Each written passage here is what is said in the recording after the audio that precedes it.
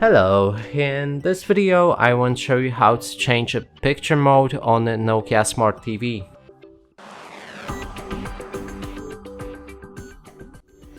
And to do this we'll need to click on the button right here on the remote.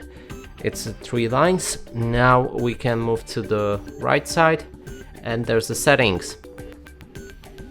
Here scroll down for device preferences, select picture and then picture mode.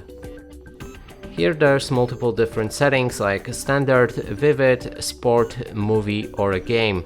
You can go for the user mode and that way you'll be able to adjust the settings manually, like the brightness, contrast and etc. You can check our full user mode guide in the next video.